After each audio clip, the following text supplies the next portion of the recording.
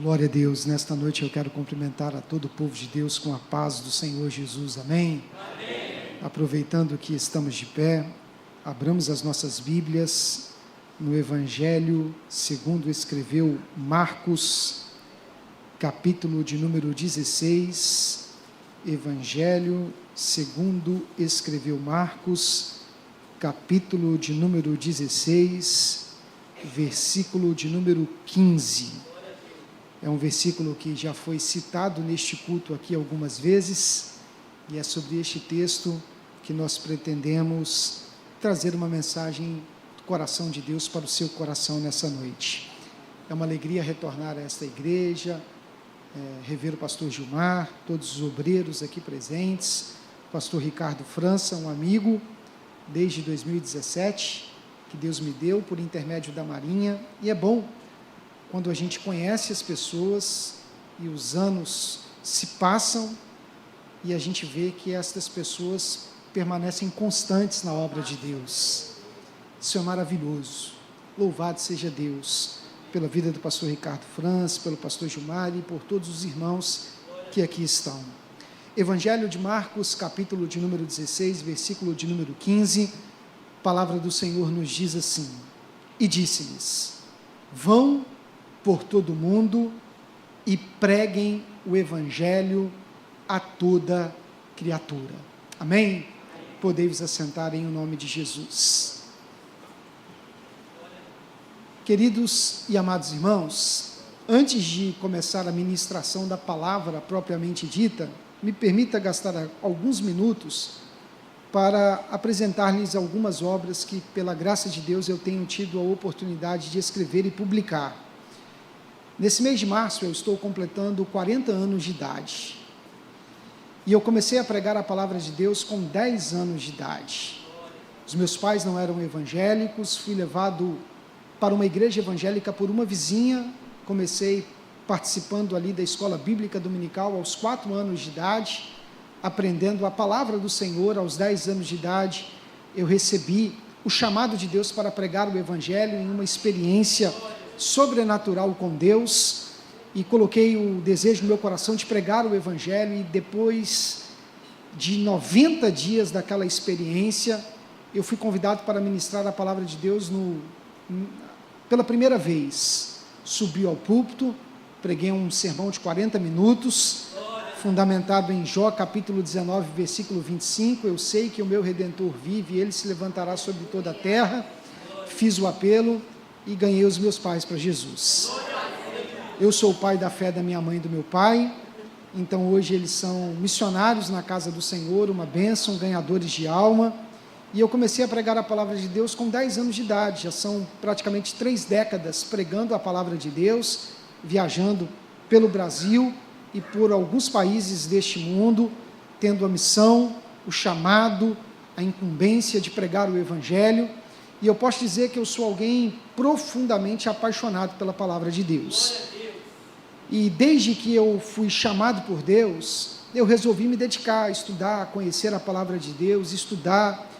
Tive a oportunidade de fazer a minha formação em teologia em um seminário em regime de internato, estudando de manhã, de tarde e de noite a palavra de Deus em Pindamonhangaba, São Paulo, um seminário muito tradicional das Assembleias de Deus. Depois que eu me formei em teologia, tive a oportunidade de me formar em filosofia, fazer uma pós-graduação, fiz o meu mestrado em teologia sistemático-pastoral, e atualmente eu estou finalizando o meu doutorado pela PUC.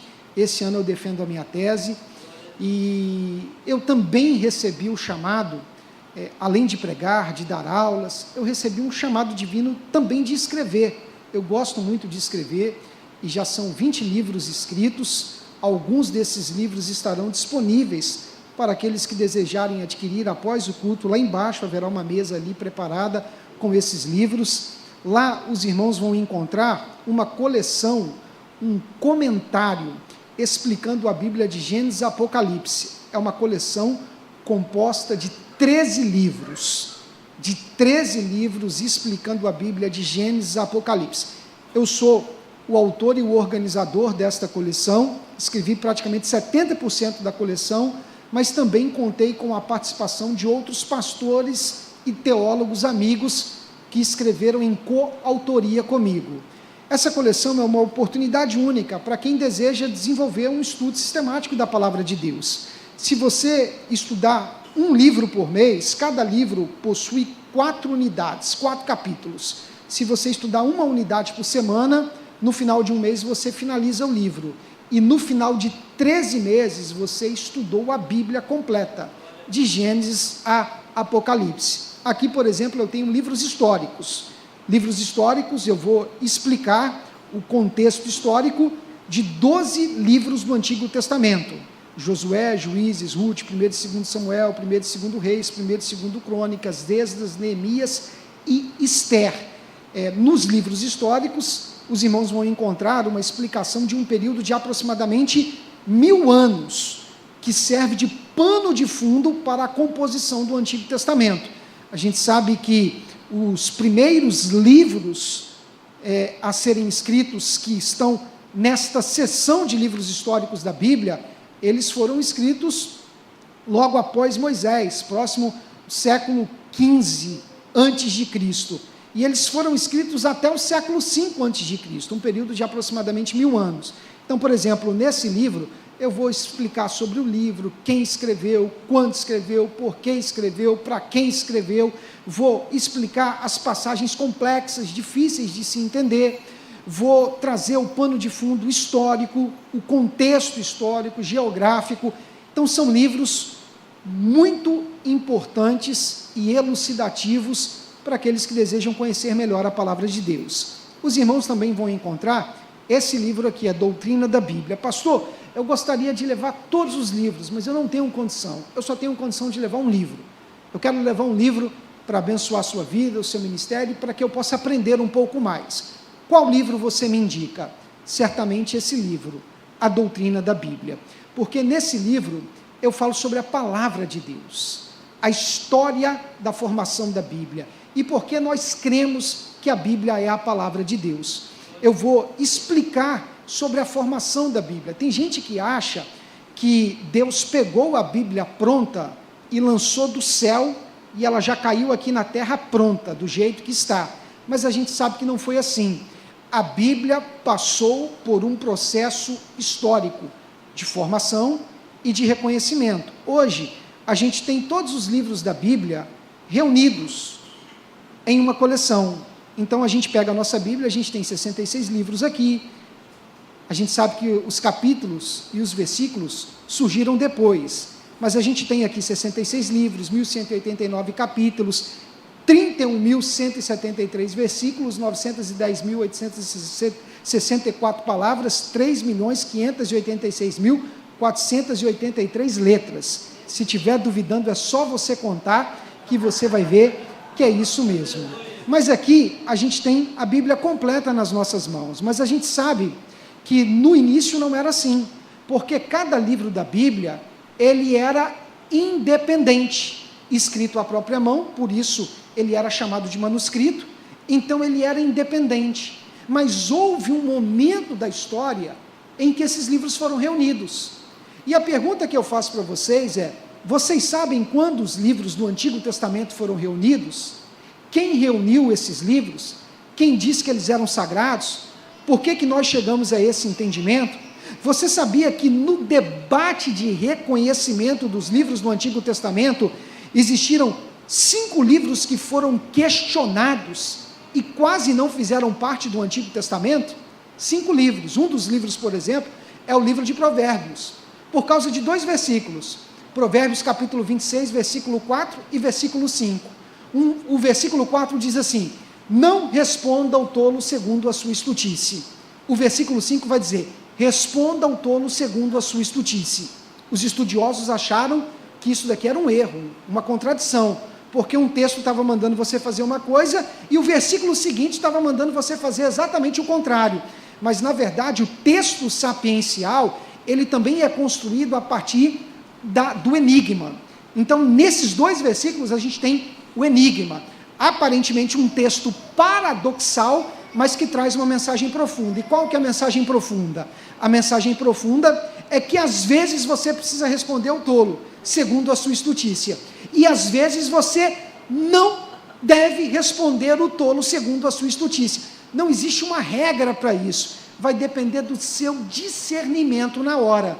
Então, muitas vezes, a gente é afrontado e o Espírito Santo nos conduz para que a gente fique em silêncio, calado, e a gente fala assim, não vale a pena responder. Mas em outros momentos, o Espírito Santo vem e fala, e aí você vai e responde e fala. E o versículo diz que, quando a gente responde, ele vai reconhecer a sua ignorância, ou seja, você vai colocar a pessoa no seu devido lugar. Os estudiosos entenderam isso e perceberam que aqui não havia um erro.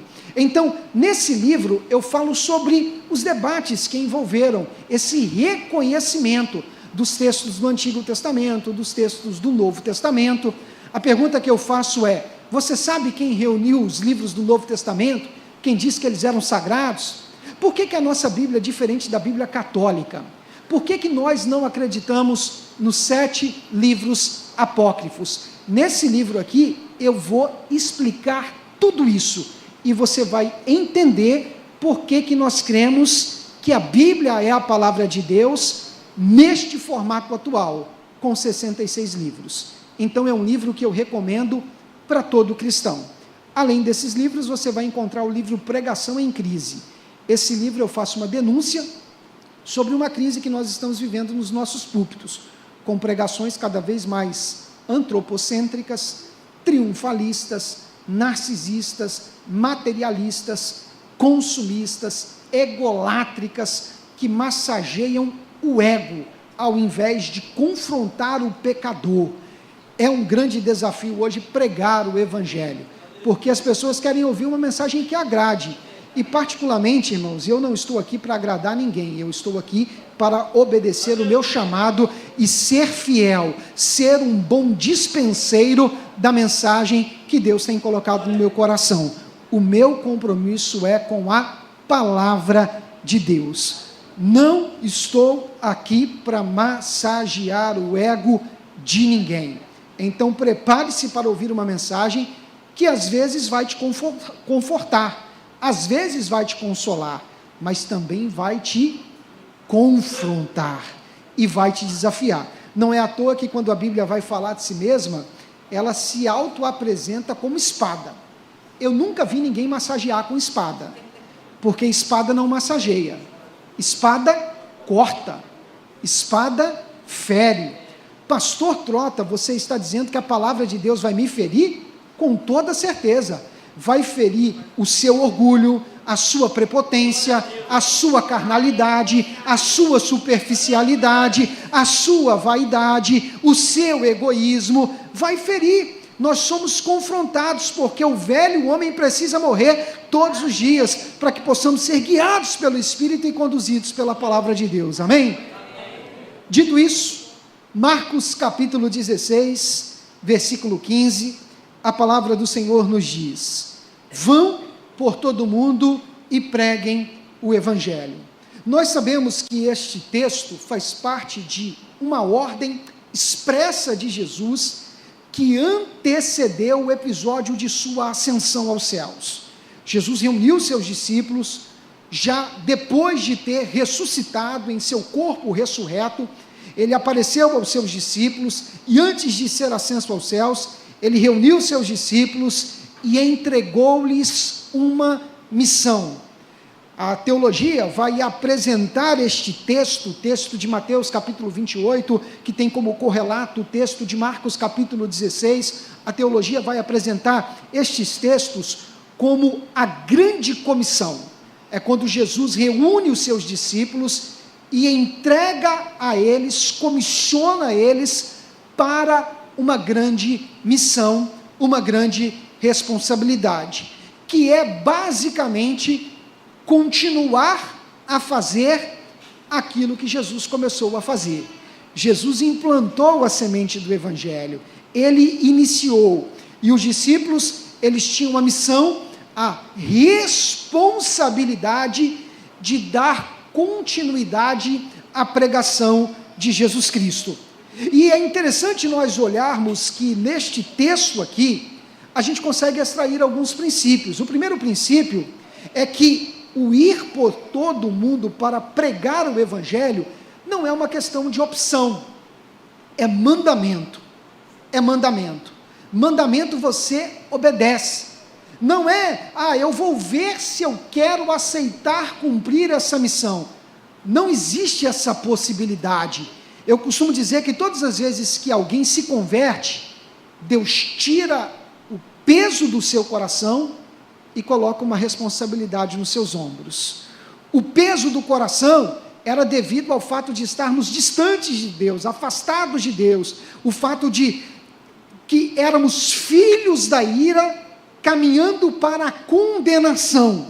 Então, a partir do momento em que nós aceitamos a Jesus como Salvador, nós experimentamos o processo da regeneração, nos tornamos um novo homem, uma nova mulher, fomos reconciliados com Deus, já não somos mais filhos da ira, mas somos agora filhos de Deus. João capítulo 1, versículo 12, mas a todos quanto receberam, deu-lhes o poder de serem chamados, de serem feitos filhos de Deus, a saber, aqueles que creem no seu nome. Então somos filhos de Deus, o peso do nosso coração saiu, porque não estamos mais em inimizade com Deus, não caminhamos mais para a condenação, não carregamos mais a penalidade do pecado sobre as nossas vidas, porque aquele que está em Cristo, a palavra de Deus diz em Romanos no capítulo 8, no versículo 1, que nenhuma condenação há para aqueles que estão em Cristo Jesus. Fomos reconciliados com Deus, o peso do pecado já não domina a nossa vida, somos filhos de Deus, caminhamos não mais para a condenação, mas caminhamos para a nova Jerusalém, somos peregrinos neste mundo, estamos aqui cumprindo uma missão, e aguardamos ansiosamente o dia em que a trombeta soará, a trombeta tocará, e nós seremos arrebatados, aqueles que morreram em Cristo ressuscitarão, e nós encontraremos com nosso Mestre Jesus. Deus tirou um peso do nosso coração, mas Ele coloca uma responsabilidade nos nossos ombros, porque a quem muito é dado, muito será cobrado. Se você ouviu o Evangelho, você já não vive mais debaixo da ignorância, porque a luz chegou, o Evangelho chegou. Então, se você aceitou a Cristo como Salvador, você tem parte e responsabilidade nessa missão, que é pregar o Evangelho. Essa missão, ela não foi departamentalizada por Jesus, ela não foi setorizada. Pregar o Evangelho não é responsabilidade de pregadores, de pastores, mas é responsabilidade da igreja, da igreja. Todo aquele que serve a Jesus tem a missão de pregar o Evangelho, e a gente deve pregar a todos.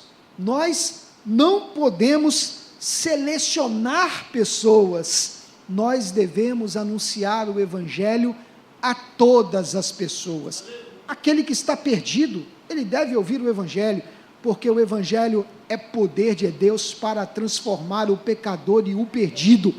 Quantas pessoas tiveram a sua vida transformada e revolucionada pelo poder da palavra? Então, precisamos pregar o Evangelho. Mas a pergunta que eu faço é, o que é pregar o Evangelho? Se eu te perguntasse isso, nós sabemos que a responsabilidade da igreja é pregar o Evangelho, mas o que é pregar o Evangelho? Parece uma pergunta óbvia, parece uma pergunta fácil, mas é uma pergunta que traz em si importantes conteúdos para serem refletidos. E eu quero responder esta pergunta apresentando as 4 palavras no grego que são utilizadas no Novo Testamento para falar sobre a pregação do Evangelho. Quando o Novo Testamento vai falar sobre pregar o Evangelho, o Novo Testamento usa com frequência 4 palavrinhas no grego. E a primeira palavra é querusso, que basicamente significa anunciar, proclamar. O que eu estou fazendo aqui, por exemplo, eu estou anunciando, eu estou proclamando. Isso é querusso. Só que a palavra querusso, para que ela possa ser entendida, a gente deve trazer aqui a reflexão, uma rede de palavras que caminham paralelamente à palavra querusso, porque existe a palavra querigma, existe a palavra querix, que são palavras familiares à palavra querusso. Então, a palavra querigma basicamente significa a mensagem que está sendo anunciada. Querusso é anunciar. E o querusso anuncia o quê? Ele anuncia o querigma. Ele anuncia a mensagem. E quem anuncia a mensagem é chamado de querix. Porque basicamente lembra, no passado, a figura do arauto, do embaixador.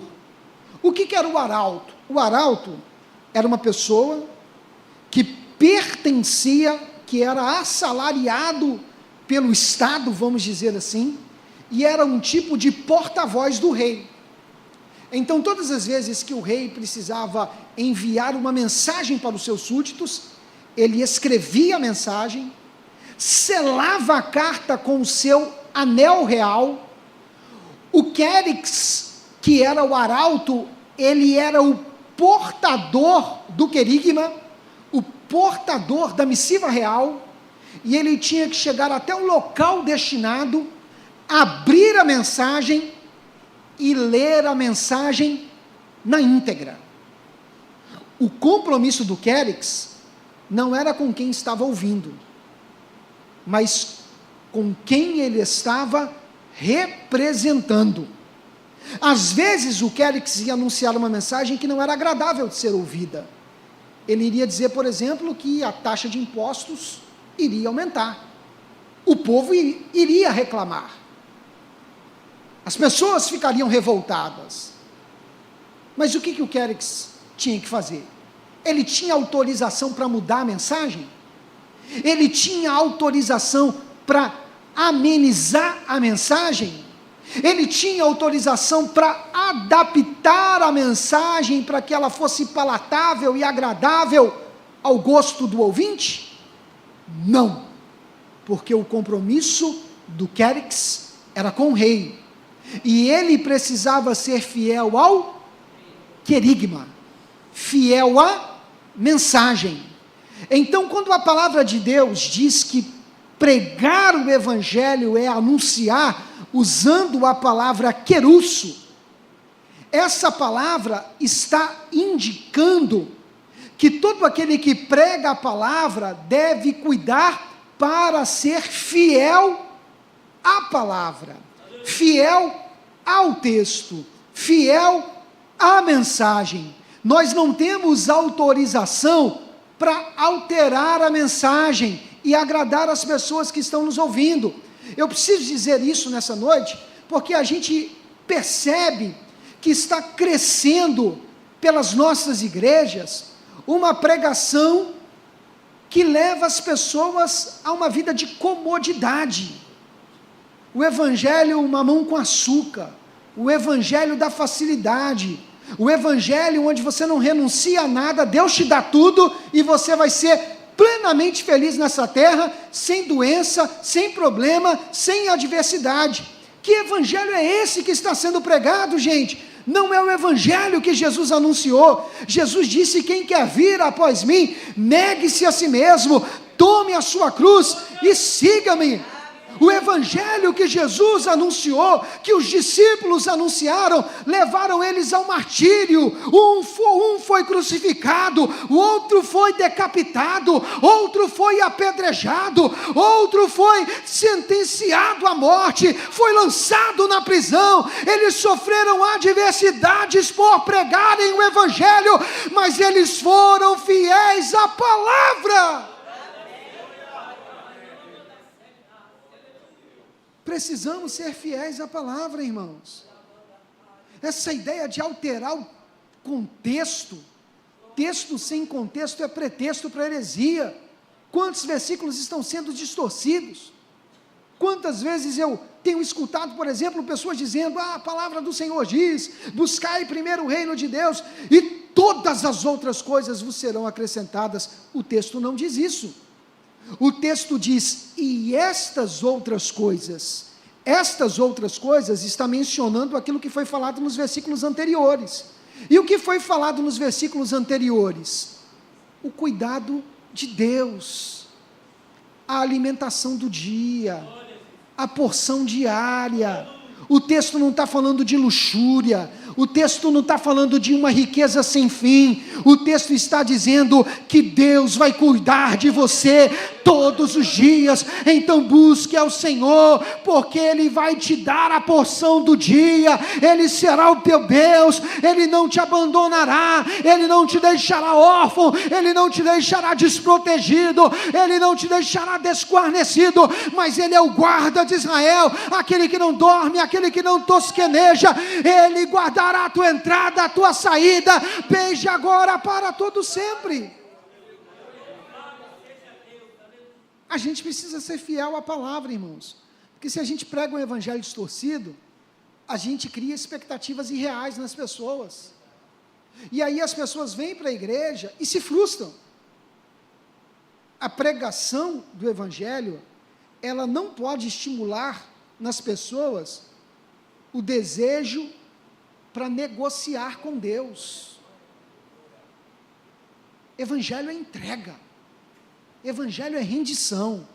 Senhor, estou aqui, estou pronto para te servir, cumpra em mim o teu querer e a tua vontade. Esse evangelho, irmãos, que você aceita Jesus, e é só 1000 maravilhas. Eu me lembro de quando Deus chamou Saulo.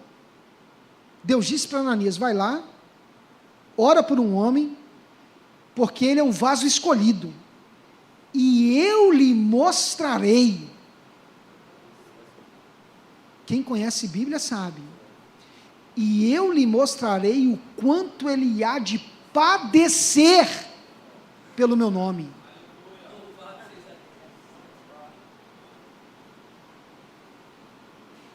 Deus chamou Saulo para sofrer pelo nome de Jesus, pela causa do evangelho.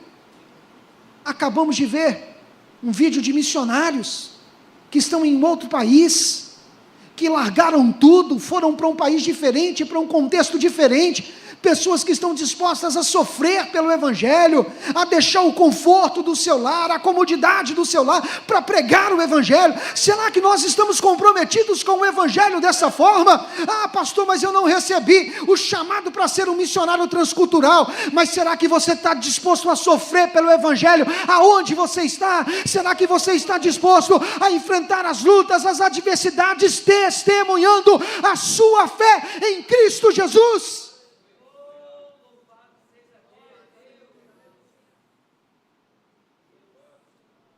Só que as pessoas não querem isso.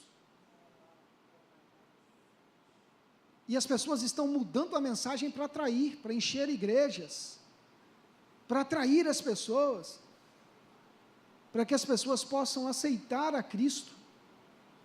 Aceitar esse Cristo é fácil,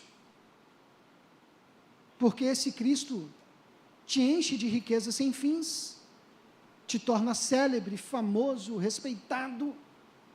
Esse Cristo, na verdade, é o Cristo que todo mundo deseja.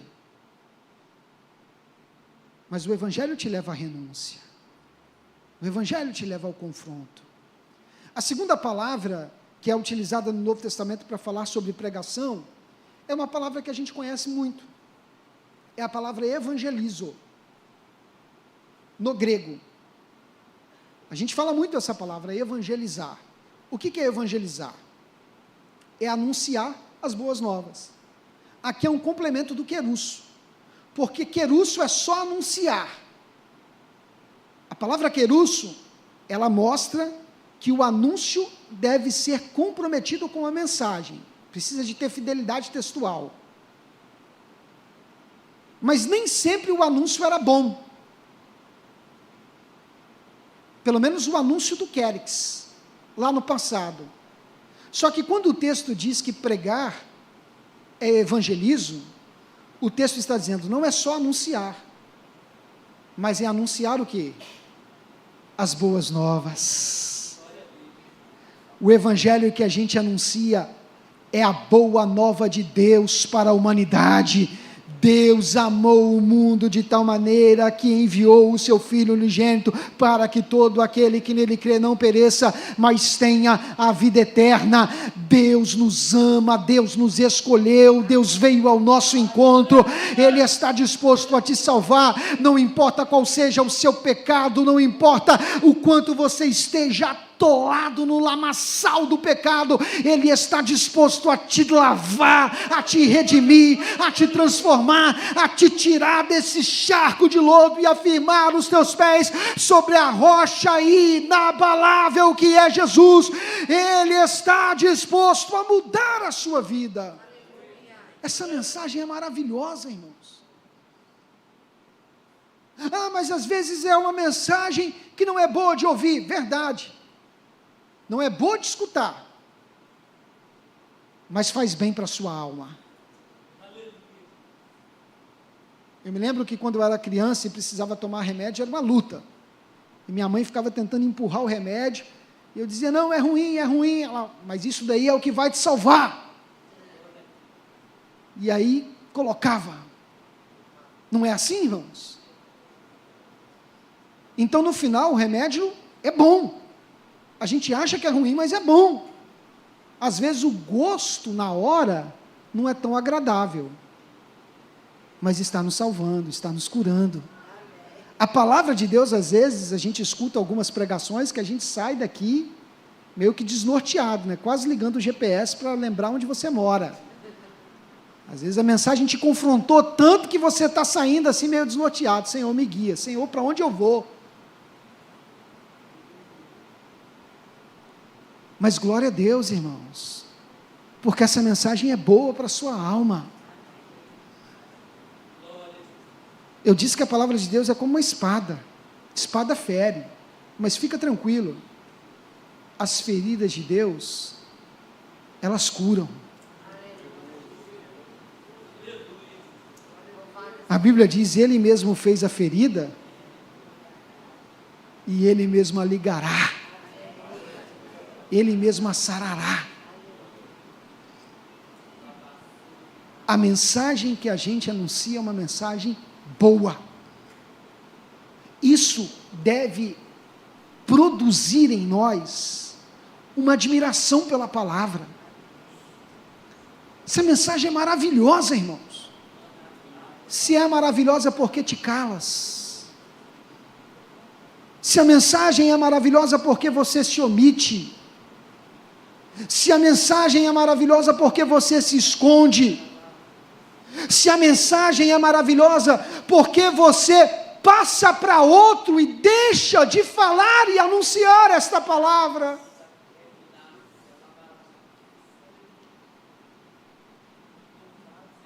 Eu sou militar, irmãos, e às vezes a gente está no dia de serviço, numa sexta-feira, e de repente o comandante, ele autorizou o licenciamento, e ele fala lá para os oficiais que estão mais próximos, e os oficiais eles vão espalhando para os departamentos. A autorização para licenciar, para ir para casa, foi mais cedo. Essa mensagem é tão boa, que quando a gente está passando num quartel, todo mundo vai encontrando o militar e, licença tocou, licença está autorizada. Você nem conhece a pessoa, ele olha para você, comandante autorizou a licença. Por quê? Porque coisa boa a gente anuncia, coisa boa a gente fala. Se o evangelho é bom, vamos anunciar o evangelho, irmãos. Mas eu não me sinto preparado. Te prepares. Mas na sua pequena capacidade você pode fazer algo para Deus, porque missões é um mendigo falando para o outro mendigo aonde ele encontrou pão.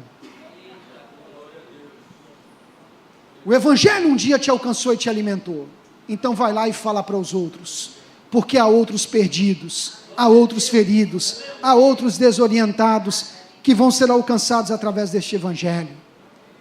A terceira palavra no grego que fala sobre pregação é didasco. E essa palavra tem o sentido de ensino, de onde vem didática. Didasco, no grego.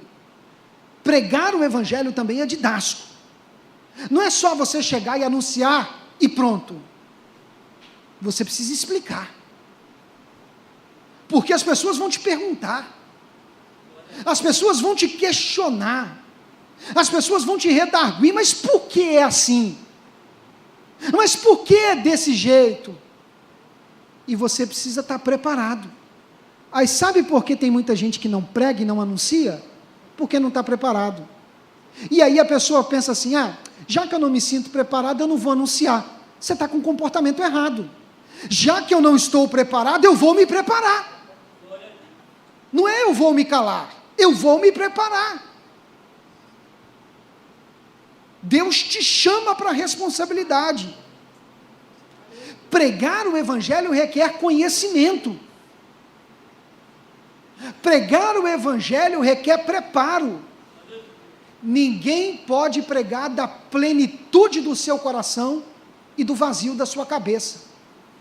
Você já viu alguns pregadores que estão cheios de Deus? O sujeito foi para o monte e ficou 72 horas no monte, mas não estuda a palavra. Aí você dá oportunidade para pregar, espalha fogo para tudo quanto é lado, mas não anuncia a palavra. Dá glória a Deus, fala em língua estranha, mas não prega a palavra.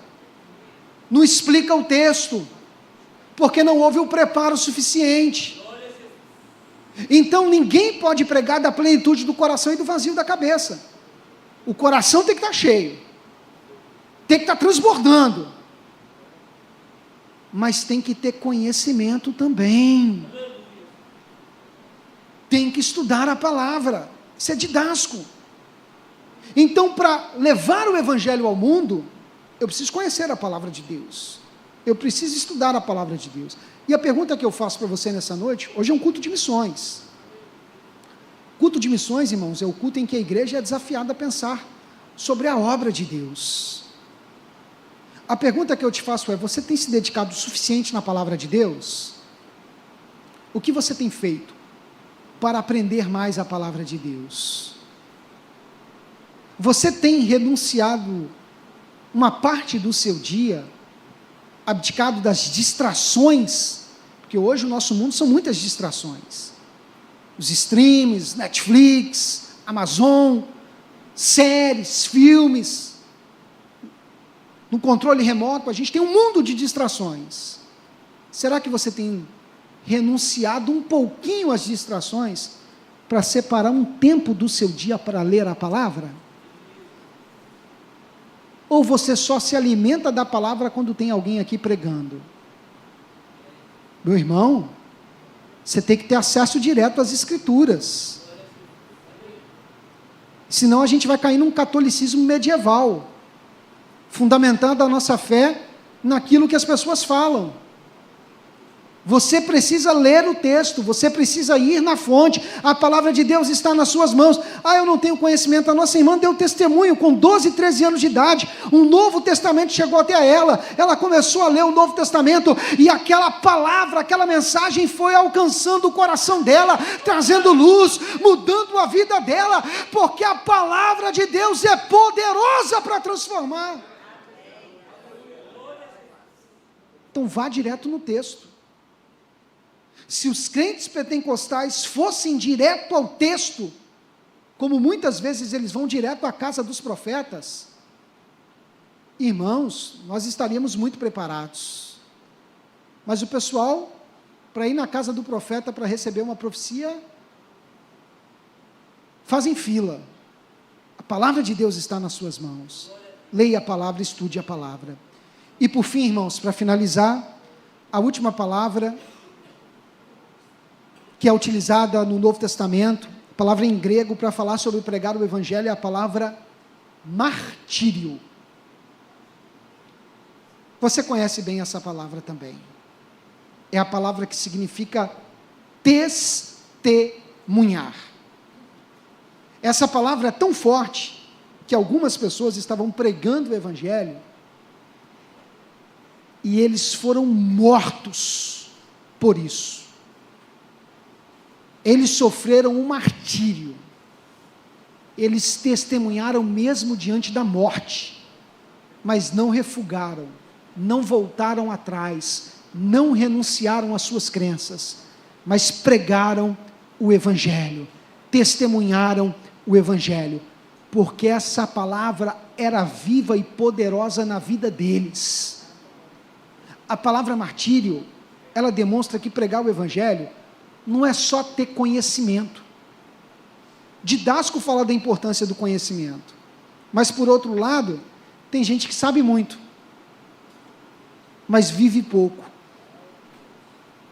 Tem gente que é doutor no conhecimento da palavra de Deus, mas não vive a palavra que ele anuncia, a palavra que ele proclama. E no final, irmãos, a importância de testemunhar o evangelho com as suas atitudes faz toda a diferença. Eu conheço, você conhece crentes que não eram tão conhecedores da palavra de Deus, não sabiam explicar a diferença da hermenêutica para a exegese, não sabiam explicar algumas passagens simples da Bíblia, mas eram cristãos poderosos em Deus, porque eram homens e mulheres que serviam a Deus de todo o coração, eram fiéis à palavra, mesmo conhecendo pouco, mas eram pessoas que levavam a sério o seu cristianismo. E no final, essas pessoas são as pessoas que mais vão impactar as nossas vidas. A minha professora de missões dizia o seguinte, professora Ruth Doris Lemos: pregue a todo instante, e quando for necessário, use as palavras. Você prega com a sua vida. E a pergunta que eu te faço é: se alguém convivesse com você uma semana, e você não se apresentasse como evangélico, essa pessoa te reconheceria como um servo de Deus? Pelo seu comportamento? Pelas suas atitudes? Pelo seu caráter? Pela sua postura? Essa pessoa te reconheceria como um servo de Deus? Eu tenho tido essa experiência, irmãos. Às vezes eu encontro pessoas em locais, eu começo a conversar, eu começo a interagir com as pessoas, e eu não digo nada. E as pessoas olham para mim e dizem assim: nossa, você parece até um líder religioso, um padre, um pastor, porque você fala com uma calma, você transmite uma coisa tão boa. Eu não precisei me apresentar, porque o que a gente tem deve transbordar e atingir as outras pessoas. Então eu finalizo esta pregação dizendo: seja fiel à palavra, ame a palavra, estude a palavra e viva a palavra. Querusso, seja fiel à palavra. Evangelizo, ame a palavra, admire a palavra, porque ela é a boa nova de Deus. Didasco, estude a palavra. E martírio, viva a palavra, porque de nada adianta ter todo o conhecimento bíblico do mundo caminhando para o abismo. Essa palavra precisa florescer na sua vida. Feche os teus olhos neste instante. Senhor, nosso Deus, nosso Pai, diante da Tua presença, nós te agradecemos por esta palavra, porque o Senhor falou aos nossos corações profundamente. Que esta mensagem continue florescendo na vida dos Teus filhos. Assim nós oramos em nome de Jesus. Amém. Deus nos abençoe.